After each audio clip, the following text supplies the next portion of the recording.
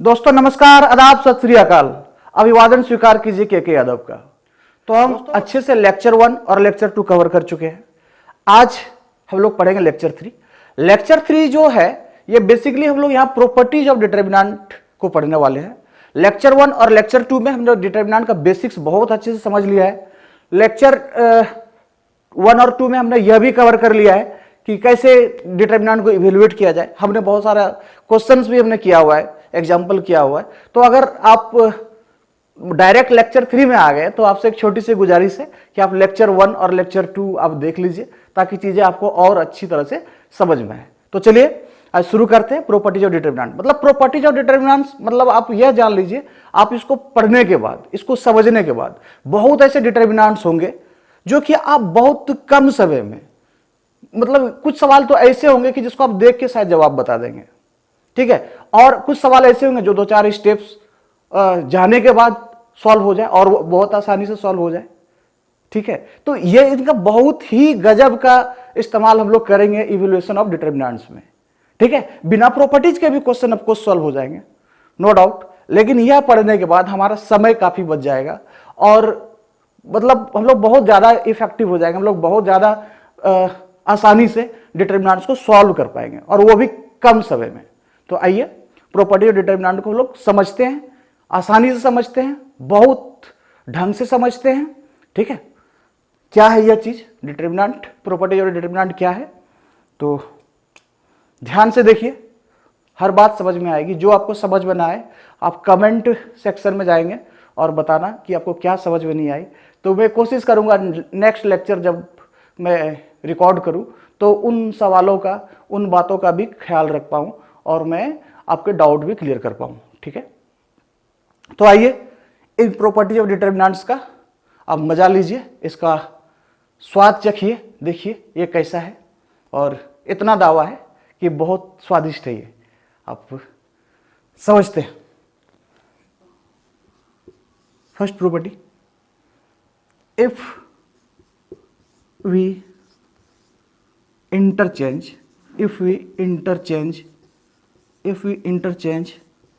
rows and columns,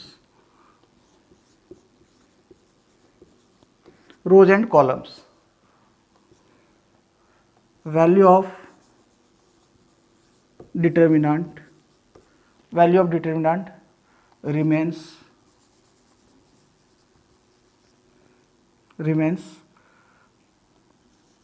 unchanged. तो if you interchange rows and column, value of determinant will remain unchanged, ठीक है। देखिए इस property का क्या मतलब हो गया कि अगर हम डिटरमिनेंट के रोज और कॉलम को इंटरचेंज करें, रोज और कॉलम को इंटरचेंज करने का क्या मतलब है कि जो फर्स्ट रो है, आपको रो नंबर लिखने आ गया होगा कि जो टॉप से बॉटम वो लोग हॉरिजॉन्टल लाइन लिखते थे कि हॉरिजॉन्टल लाइन के करस्पॉन्डिंग जो नंबर्स था, तो पहला हॉरिजॉन्टल लाइन फर्स्ट रो कहलाता था, second horizontal line second row, third horizontal line third row, ठीक है। तो कॉलम भी आप जान रहे left to right vertical line, ठीक है, कि कॉलम 1, कॉलम 2, कॉलम 3 हम लोग लिख रहे थे, ठीक है। तो बोलता है कि रो को कॉलम में कन्वर्ट कर दीजिए तो ऑटोमेटिक कॉलम किस में कन्वर्ट हो जाएगा, रो में। तो बोलता है उससे जो है ना डिटरमिनेंट की वैल्यू को कोई खास फर्क नहीं पड़ता है। खास फर्क का मतलब कुछ फर्क ही नहीं पड़ता है, ठीक है। कैसे? देखिए यह कहना चाह रहा है कि मान लीजिए एक डिटरमिनेंट ऐसे लिखा हुआ है, ठीक है, A1 A2 A3 B1 B2 B3 C1 C2 C3।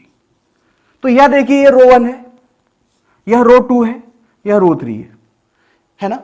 और अगर इस तरह से देखा जाए तो यह कॉलम 1 है, यह कॉलम 2 है, यह कॉलम 3 है, ठीक है। और यह आपका रो 1 रो 2 रो 3। तो बोलता है कि रो और कॉलम को आपस में आप इंटरचेंज कर दो। तो इंटरचेंज कैसे करेंगे? जो पहला रो है वो पहला कॉलम बन जाएगा, ठीक है। पहला रो को हम कॉलम बना देते हैं A1, फिर देखिए क्या बन जाएगा B1 C1, फिर सेकंड रो सेकंड कॉलम, ठीक है, A2 B2 C2, फिर ये A3 B3 C3। यह वैल्यू, ठीक है, यह दोनों ही वैल्यू सेम है, यह दोनों ही वैल्यू क्या है, सेम।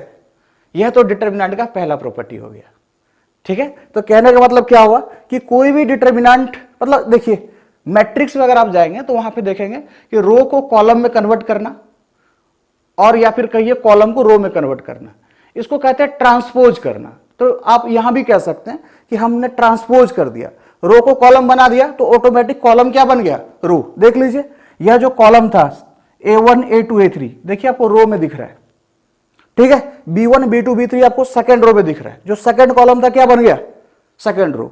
जो थर्ड कॉलम में था देखिए वो थर्ड रो बना हुआ है, ठीक है ना। आप इस बात को समझ रहे होंगे, जो थर्ड कॉलम था वो थर्ड रो बन चुका है।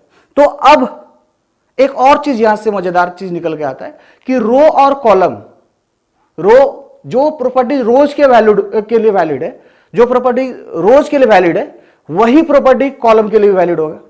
क्यों? क्योंकि जो अभी रो है वो एक ही स्टेप में क्या बन जाएगा, कॉलम, एक ही स्टेप में कॉलम बन जाएगा।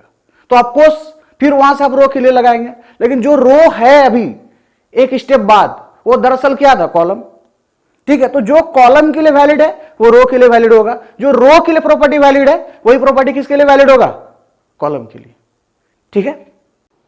तो सेकंड प्रॉपर्टी, फर्स्ट प्रॉपर्टी आपको समझ में आ गया होगा। क्या है फर्स्ट प्रॉपर्टी, कि रो को हम अगर कॉलम में और कॉलम को अगर हम रो में कन्वर्ट कर दें तो डिटरमिनेंट का वैल्यू क्या रहता है, अनचेंज रहता है, ठीक है।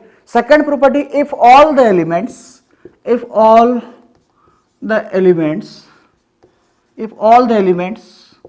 Of any row. अब यह बात आपको बार बार मुझे बताने की जरूरत नहीं है कि जो प्रॉपर्टी रोज के लिए वैलिड है वही किसके लिए वैलिड होगा, कॉलम के लिए। क्यों? जो अभी रो है वो अगले स्टेप में क्या बन जाएगा, अगर हम चाहे तो उसको कॉलम बना सकते हैं, ठीक है ना। क्यों? क्योंकि प्रॉपर्टी 1 की वजह से, ठीक है। तो if all the elements of any row और कॉलम, ठीक है, जो रो के लिए है आप कॉलम के लिए भी उसको लिख सकते हैं, ठीक है। All the elements of any row और column are zero, then value of determinant will be 0। क्या मतलब हुआ इसका, ध्यान से समझिए, बहुत मजेदार चीज है। अच्छा, एक और चीज आपको मैं पते की बात बताऊं, कहते हैं ना कि कुछ चीजें, कुछ नंबर्स, ठीक है, इस चैप्टर में, ठीक है, कुछ नंबर में से 0 और 1 इतने खास हैं कि अगर उनके दर्शन ही हो जाए ना तो आप धन्य हो जाएं, ठीक है। और खास करके वो एक ही रो या फिर एक ही कॉलम में हो, कि अगर एक रो में ज्यादातर नंबर 0 हो या ज्यादातर नंबर 1 हो तो ये मतलब इतना आसान बना देता है आपके डिटरमिनेंट्स को कि मतलब 2-4 स्टेप्स भी आपको नहीं करना पड़ेगा, 1-2 स्टेप में शायद आप आंसर निकाल पाए उसका आसानी से, ठीक है। तो जब भी 0 और 1 मिले तो आपको खुश होना चाहिए और उनका दिल खोल के स्वागत कीजिए आप, ठीक है। तो ये ऐसा क्यों हो गया कि मान लीजिए ऐसे कोई डिटरमिनेंट है, ठीक है, A1 B1 C1 0 0 0 A2 B2 C2, क्या वैल्यू होगा इसका, 0। क्यों 0 होगा, देखिए बहुत आसान एक्सप्लेनेशन, कि इवैल्यूएशन ऑफ डिटरमिनेंट वाला लेक्चर याद कीजिए, वहां पे मैंने बताया था कि 3/3 डिटरमिनेंट है, तो इसको हम लोग 6 तरीके से, या तो फर्स्ट रो फर्स्ट कॉलम, ठीक है, या second row second column, third row third column, हम इस तरह से इनको ओपन कर सकते हैं किसी के भी रिस्पेक्ट में। तो हम लोग किसको सेलेक्ट करेंगे, हम लोग सेलेक्ट उसको करेंगे जहां पे ज्यादातर 0 हो। फायदा क्या है उससे, कि एलिमेंट इनटू इट्स कोफैक्टर, तो कोफैक्टर कुछ भी आ जाए, 0 आए नन 0 आए कोई फर्क नहीं पड़ता है।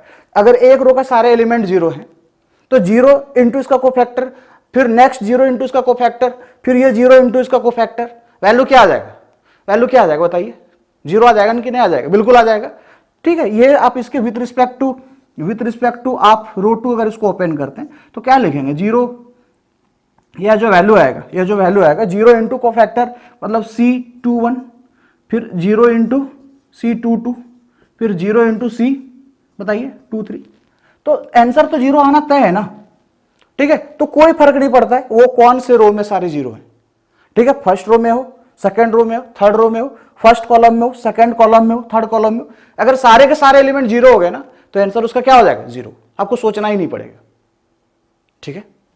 तो नेक्स्ट लिखिए, ठीक है। तो प्रॉपर्टी 3 आइए, प्रॉपर्टी 3 क्या है कि if any two row, if any 2 रोज।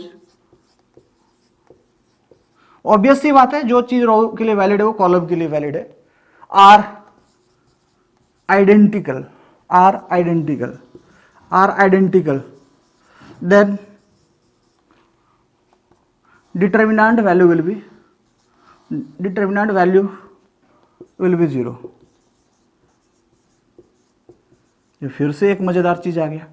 देखिए यह कह रहा है कि कोई भी डिटर्मिनेंट हो, कितना भी ऑर्डर का डिटर्मिनेंट हो, अगर 2 रो या 2 कॉलम्स आइडेंटिकल हो गए ना तो उसका आंसर 0 आएगा, उसका आंसर 0 आएगा।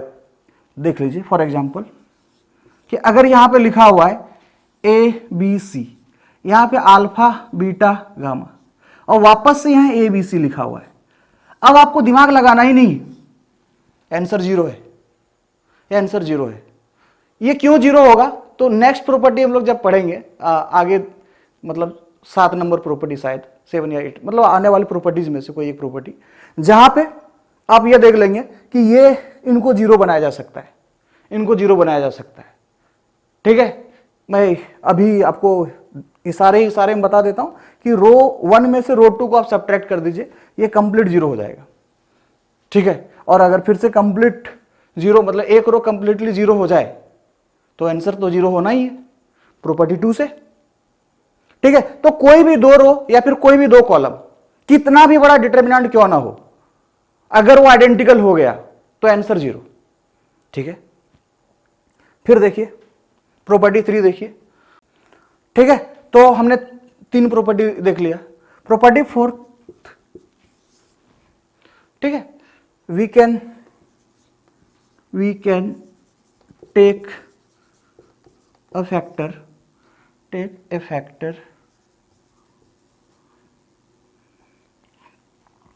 common from any row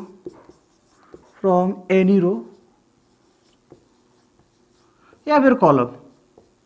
हम लोग एक रो या एक कॉलम से, ठीक है, कोई भी कॉमन फैक्टर बाहर निकाल सकते हैं।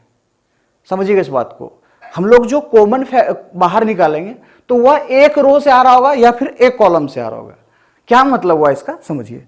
मान लीजिए एग्जांपल के तौर पे कहीं पे लिखा हुआ है के ए के बी के सी, यहाँ पे alpha beta gamma delta theta eta ऐसे करके लिखा हुआ है। तो आप देखिए जो रो 1 है, रो 1 का जितने भी एलिमेंट्स हैं, हर एक एलिमेंट में क्या मल्टीप्लाइड, के मल्टीप्लाइड है, तो कॉमन फैक्टर के है, तो हम इसको आसानी से बाहर निकाल सकते हैं, आसानी से बाहर निकाल सकते हैं। के बाहर आ गया, फिर ये A B C alpha beta gamma delta theta eta, यह देख लीजिए। मतलब हम क्या करेंगे, कोई भी रो में कुछ कॉमन है तो हम उसको कॉमन बाहर कर सकते हैं। ठीक है, वो कॉलम वाइज भी हो सकता है कॉमन। ठीक है, तो एक रो से हम कुछ कॉमन फैक्टर बाहर निकाल लिए, दूसरे रो में भी अगर कॉमन फैक्टर है तो उसको भी बाहर निकाल लेंगे। मान लीजिए यहाँ पे ये अल्फा बीटा गामा, यहाँ पे कुछ मान लीजिए एम हर जगह मल्टीप्लाइड, आप उसको बाहर निकाल लीजिए ना, क्या दिक्कत है।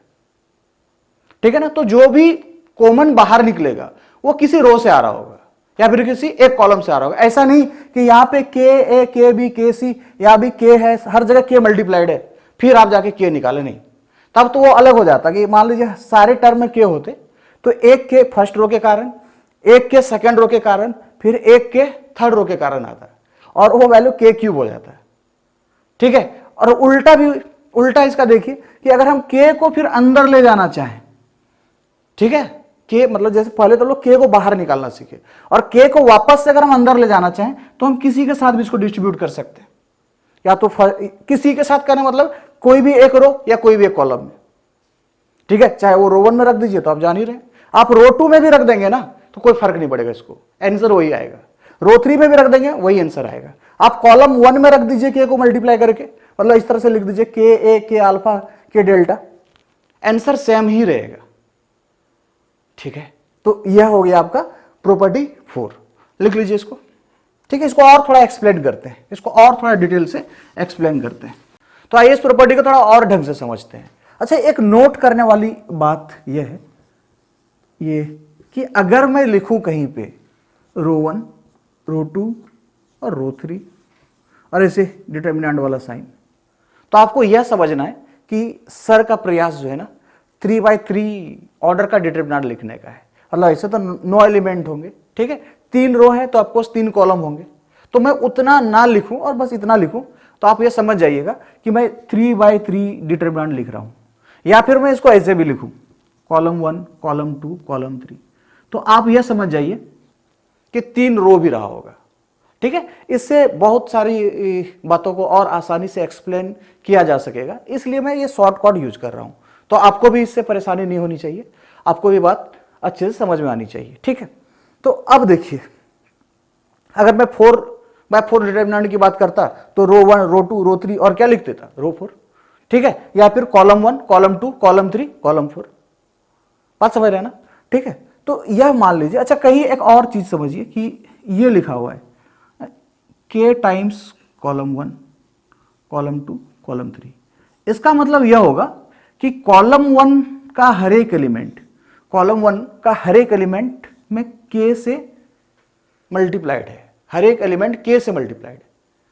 ठीक है ना? तो अगर मैं कहीं लिखूं 2c2, मतलब कॉलम 2 में जितने भी एलिमेंट है उसमें 2 है, कौन सा, मल्टीपल में। ठीक है, आप इस समझ रहे हैं? ये जो मैंने लिखने की कोशिश की, रिप्रेजेंट करने की कोशिश की, ये शॉर्ट में लिखने का एक तरीका है। ठीक है, अब देखिए, अब मैं इस प्रॉपर्टी को और भी आसानी से एक्सप्लेन करता हूं, और भी ज्यादा एग्जाम्पल के साथ।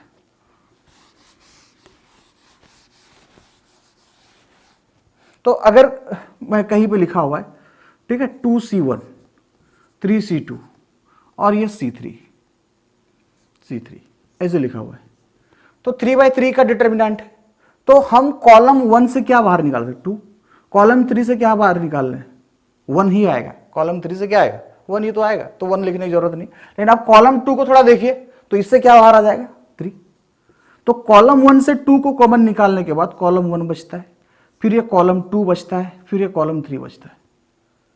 लेकिन आपकी इच्छा हुई कि मैं इसको फिर से अंदर ले जाऊं, तो आप तो या तो फिर से 2 को आप ले जा सकते हैं, तो 2 को आप यहां पे चिपका सकते हैं, देख लीजिए। ठीक है, किसी एक रो में कोई भी एक नंबर आप यहां से ले जा रहे हैं, तो एक ही रो में आप उसको मल्टीप्लाई कीजिए। ठीक है, 3 को आप चाहे तो यहां पे लिख सकते हैं इसके साथ। ठीक है, आप इसको इस तरह से लिख सकते हैं, कॉलम 1, 2 कॉलम 2, 3 कॉलम 3, कोई फर्क नहीं पड़ता है। ठीक है, कोई सोच रहा होगा सर मैं कॉलम 2 के साथ 2 के जगह में कॉलम 2 के साथ 3 को लिखना चाहता हूं, आंसर वही आएगा। ठीक है, मतलब अगर आप ऐसा चाहते हैं कि मैं इसको वापस से बता रहा हूं कि कॉलम 1 को ऐसे रखा और 2 को कॉलम 2 के साथ लिखा, लिखिए। ठीक है, और कॉलम 3 के साथ 3 को लिखा, तो अभी भी आंसर सेम ही आएगा। बात समझ रहे हैं ना? ठीक है, अच्छा, कई बच्चे का मन हो रहा होगा कि ये जो 2 × 3 6 है, मैं इनको मल्टीप्लाई करके किसी एक कॉलम या किसी एक रो में हम लोग इसको एडजस्ट कर सकते हैं? जी हाँ, बिल्कुल कर सकते हैं। कैसे? कॉलम 1 कॉलम 2 और 6 कॉलम 3, कोई फर्क नहीं पड़ता दोस्त, आंसर सेम ही आएगा। बात समझ में आ गई? तो कैसे हम लोग कॉलम से या रो से हम लोग बाहर निकालते हैं एलिमेंट्स, मतलब कोई भी सारे कॉलम के कुछ मल्टीपल में अगर है, कॉमन फैक्टर है, उसको कैसे बाहर निकालते हैं, या फिर उसको लोग अंदर कैसे ले जा सकते हैं। आपको अच्छी तरह से ये बात समझ में आ गई होगी। ठीक है, कि एक रो से कुछ चीजें कॉमन बाहर निकलेंगी, और अगर हम अंदर ले जा रहे हैं तो या तो वो एक ही रो में मल्टीप्लाई कीजिए या फिर एक ही कॉलम में मल्टीप्लाई कीजिए। ठीक है, 2 नंबर है तो दोनों को मल्टीप्लाई करके अंदर ले जाइए, या फिर 2 को कहीं अलग अलग डिस्ट्रीब्यूट कर दीजिए। समझ रहे हैं ना? तो आई होप आपको यह बात क्लियर हो गया होगा। ठीक है।